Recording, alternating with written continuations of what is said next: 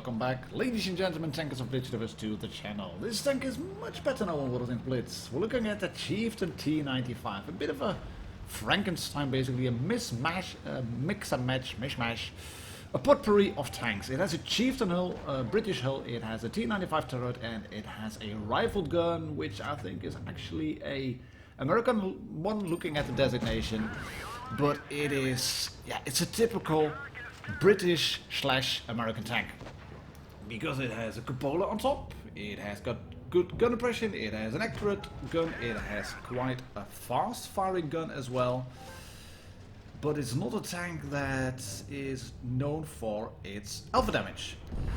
Why is that? Well, you get 225 on your AP, you drop to 190 on a PCR. You do have a good rate of fire because your TPM using a rammer and all the food is 2324, and that's with all the cruise skills in there as well. But this tank used to be, well, more of a medium than a proper heavy. I still think it's more of a medium than a proper heavy, but it has been buffed in update 6.5, and it has been buffed considerably. And quite rightly so as well. I mean, the tank wasn't spectacular. It wasn't bad, but it wasn't spectacular.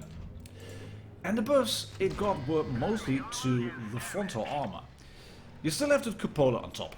That's obviously still a weak spot, but you can see I'm hull down over here on the top of False Creek. I can hide my lower plate, I can use the angled front of the tank to wiggle about, and I'm bouncing shots with the front of my turret and with my cupola as well.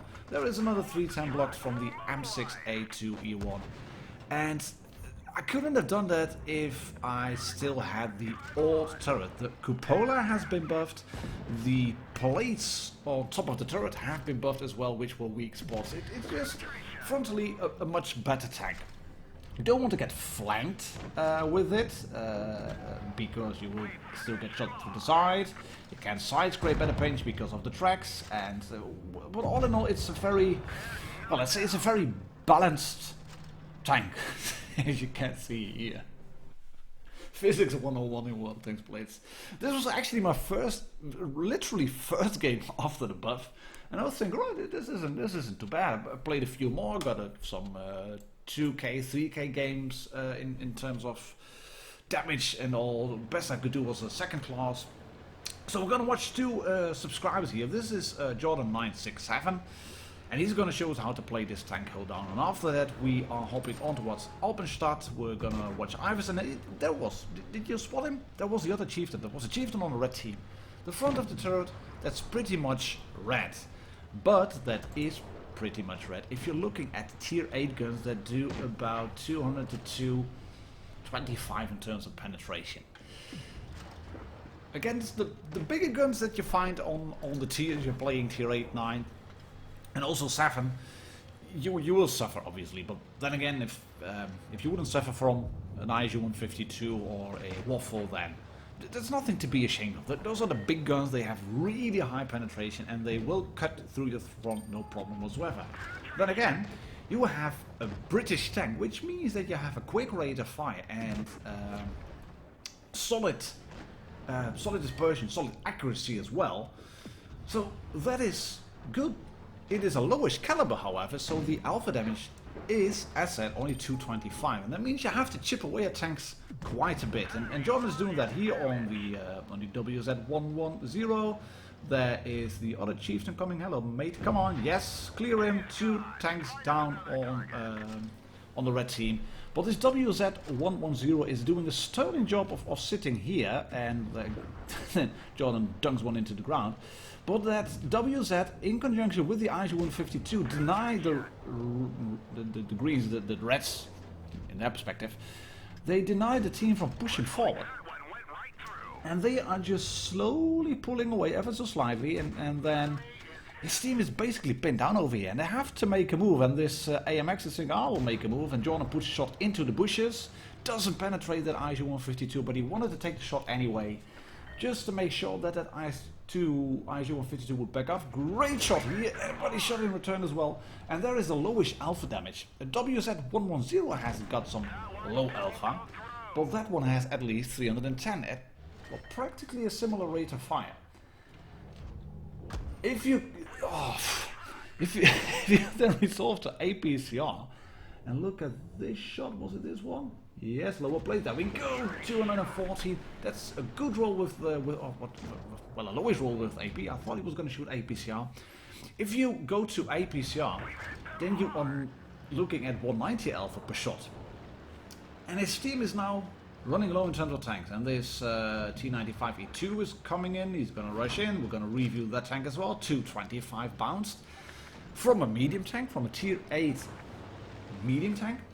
And that's why I still think that this tank is more or less a medium tank. Ooh, that's the ISU-152. Come on, no, oh, yeah, get him. Bounce! He rushes the shot. That was a stupid move. Maybe you should have used APCR, but he's bouncing shots. They are getting capped. A is being captured. Where's that T95 E2? He's up over there. Oh, there's a WZ as well. They have to carry now. Yes! Clear the T95 E2. Still 2 tanks left, but they are low on hit points. Can he feather this shot in? Come on, can he feather this shot in? There one bounces on it. That's annoying. Oh, there's the Arc Panther as well. They have to push now. They have to push with the tank. And here comes the mobility into play. The excellent gun handling and the hold on capabilities of the Chieftain. Bounces on the throat of the WZ-110. But he's gonna get this shot. There it is. The Hornet clears the Stura Emil, his platoon mate, and that leaves just his Arc Panther to finish off. 945. Can they do it? They have to clear this tank. Come on. Blast into the Arc Panther. Yes. He has a... He just repaired his ammo. Shoot him again. Come on. In the nick of time. In the nick of time. And this was a first class medal for Jordan. As you can see, they get a crucial contribution as well, and a Brothers in Arms because they both stayed alive. Bit of a Resenia in terms of platoons, 7 kills combined. And yeah, quite a good game, but you can see that if you can't bring the gun to bear, if you don't have time on target, if you can't keep shooting rats, then this tank will suffer, I think, in an end game. Why is that? Because of the lowish alpha, and there will be a lot of people who start complaining, oh, you told about the low alpha again, why don't you flank it more, you you have to go hill down. Yeah, I know, you have to go hill down, that's for sure. And we're gonna watch Iverson here, who bumps into the IS-8, and then the IS-8 is bumped into by the IS-6. You gotta love Blitz. Look at that camera, that looks good, doesn't it? Yeah.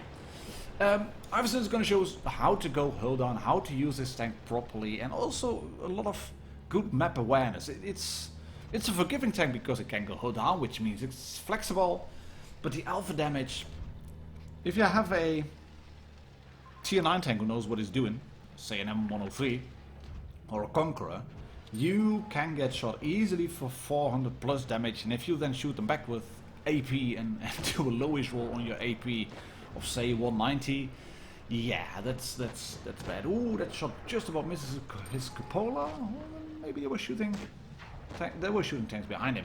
Right, this is not looking good. We are 1 minute into the game and Iverson has not managed to put a shot in yet. Yes, he can shoot the AMX now because that AMX is saying, I've got a really quick tank and there's tanks over there that I can shoot now. Yeah, I think again. Right. Nevertheless, the Scorpion decides to go in and clear the Charioteer. There's another great HE shot in there as well on the Scorpion. And I think it might be a good idea to pack a sizable amount of HE. The penetration is only 45 on your HE, but 270 in terms of damage. It's not a big gun, but you have a lot of soft targets you're facing on. But that is a KV-5 who doesn't have the gun depression, and you saw that E75 in the back. It's all red, but you can cut through the front of that tank with APCR because that boasts your penetration to 265. Still not epic, still not brilliant. It's only middle of the pack in a tier 9 battle. And this is, well, for all intents and purposes, a tier 9 battle. But if you're looking if you're facing off against an E75 who's not doing anything in terms of angling, then you can keep shooting his lower plate and then hide in a ditch and hide your hull and sustain your hit points and retain your hit points, and that's a good thing because the ISU 152 on his team is not doing anything, and HE just about finishes his E75 off. Pop goes the turret, but they've lost a tank. There is a tank on the cap, putting in great pressure as well. And here's the buffed armor shown to perfection. It was very much needed, because I don't think you would have been able to get bounces like this with the old armor. And Iverson moves around, puts the mobility to good use, finishes off the K95 player underscore number thingy is down, and then realizes this tank is moving in the T30. You can see AP shots on a low roll, shoot him again, goodish roll, decent roll, but then you get shot back for 600 and something. Such is the fate of a British and American tank with 225 alpha. It takes quite a bit of time, as you can see, to finish off the T30. Luckily, the ISU 152 makes the right call by killing the T30. That was by far the most dangerous opponent on the team. But Iverson has to do a 1 versus 2 now. Go forward, the Borsig has just fired. Shoot him, yes, clear him, and move back and dodge the shot from the Object 252. You know that one goes into the building. He's not going to push. And I think that's a wise idea, because he has, of course, got the DPM advantage. He can trade 2 for 1. And if you can retain your hit points, then you can become very good in the end game. But that would only be the case in a 1 versus 1, as you can see here. 470 high roll from the Object 252U. But Iverson finishes off on the lower plate, securing his 4th kill of the game. Just about 5k damage, or near 5k damage, and look at those credits. I mean, it is a good credit earner, provided you don't shoot too much of those expensive, spicy APCR rounds. Currently available in WoT Blitz for 5,000 gold and some coupons because of Black Friday. I think this was a well-deserved buff and a very welcome one that makes the tank a lot more competitive. I see you all on the next one, ladies and gentlemen, tankers of this universe.